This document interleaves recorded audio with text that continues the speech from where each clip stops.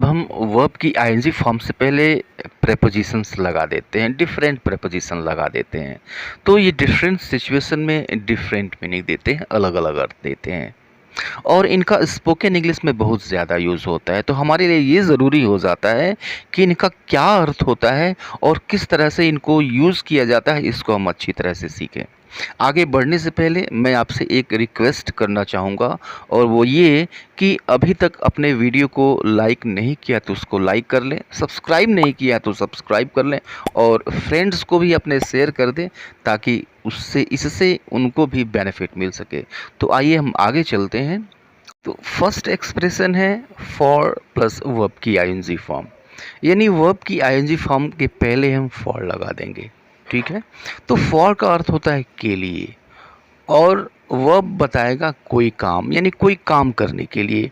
जैसे खेलने के लिए फॉर प्लेइंग, सोने के लिए फॉर स्लीपिंग, बोलने के लिए फॉर स्पीकिंग, खरीदने के लिए फॉर बाइंग। राइट, एग्जाम्पल अब देखिए, एग्जाम्पल से ये और ज़्यादा क्लियर होगा। अंग्रेजी सीखने के लिए प्रैक्टिस महत्वपूर्ण है। Means practice is important for learning English.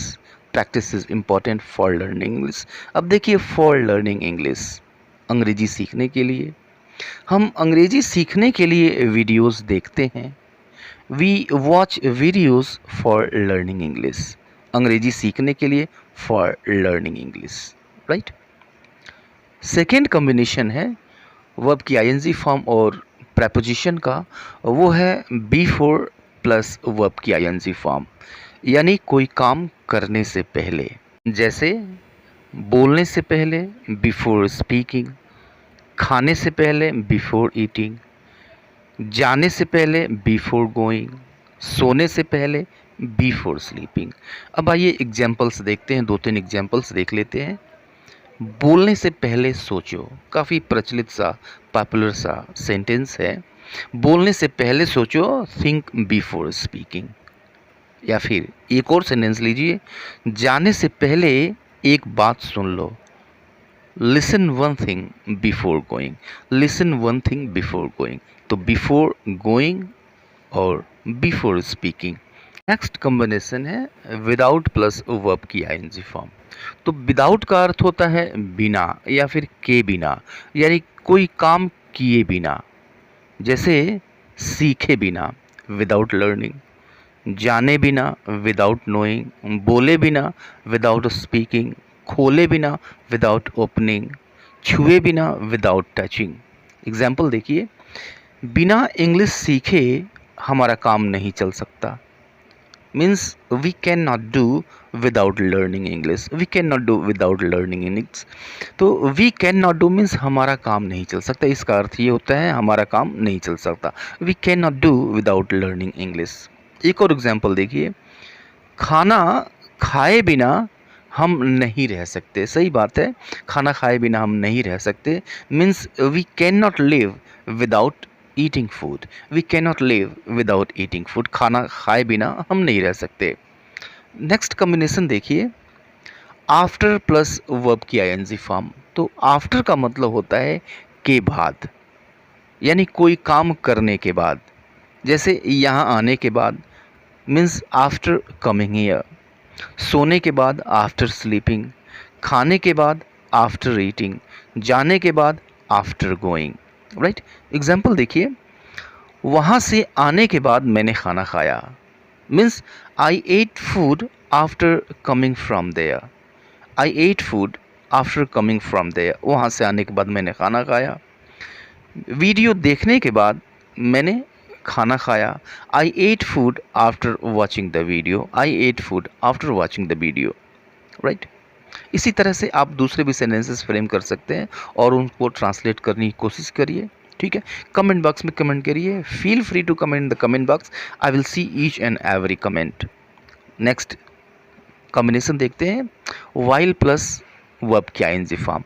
तो आप जानते हैं वाइल का मतलब होता है के दौरान। ओके, तो कोई काम करने के दौरान, जैसे खाना खाने के दौरान। ओके, वाइल ईटिंग, तो खाना खाने के दौरान या फिर खाना खाते वक्त एक ही बात है। तो वाइल ईटिंग, खाना खाने के दौरान। पढ़ने के दौरान वाइल रीडिंग, सोने के दौरान वाइल स्लीपिंग, खेलने के दौरान वाइल प्लेइंग।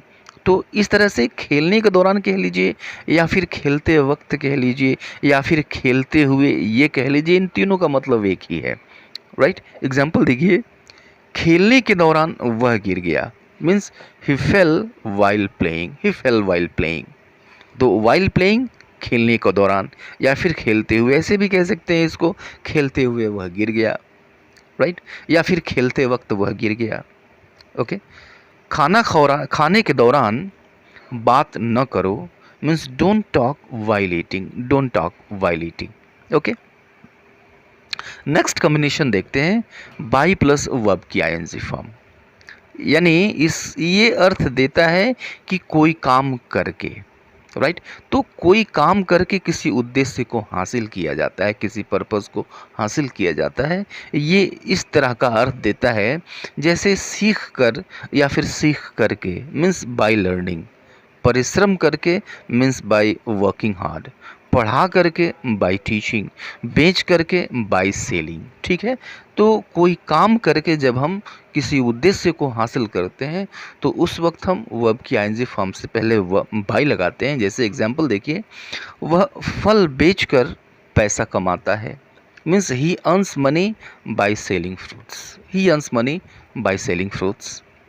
अंग्रेजी सीख कर मैं जॉब करूँगा, I will do job by learning English, I will do job by learning English.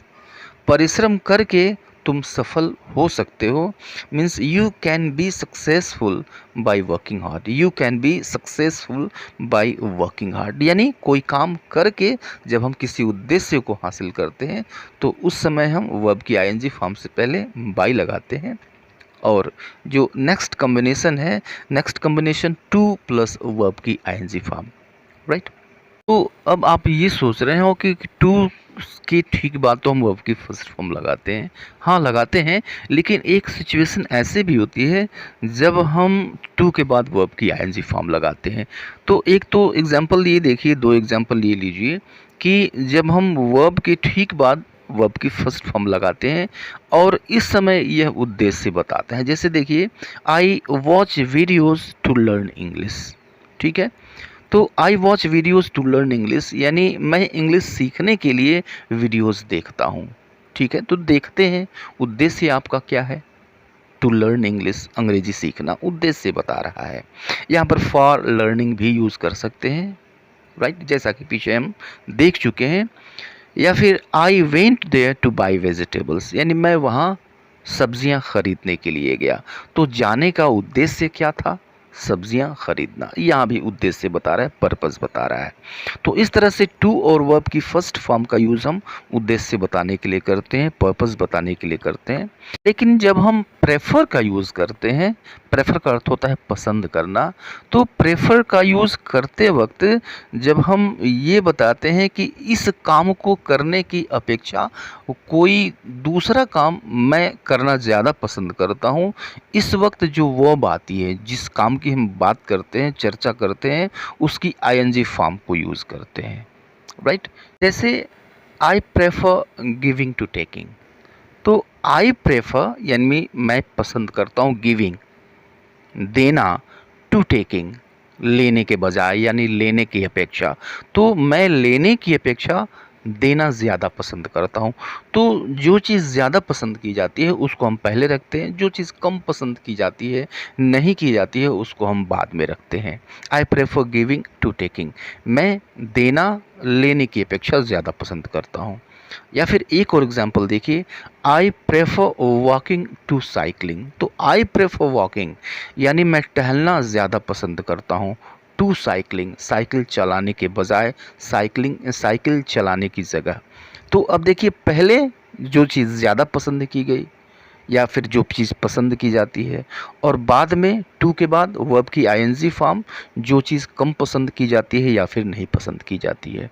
तो उम्मीद है कि आपने इसको अच्छी तरह से समझा होगा। अगर कहीं कोई समस्या है, कोई प्रॉब्लम है, then feel free to comment in the comment box. See you later in the next video. Till then, goodbye and take care.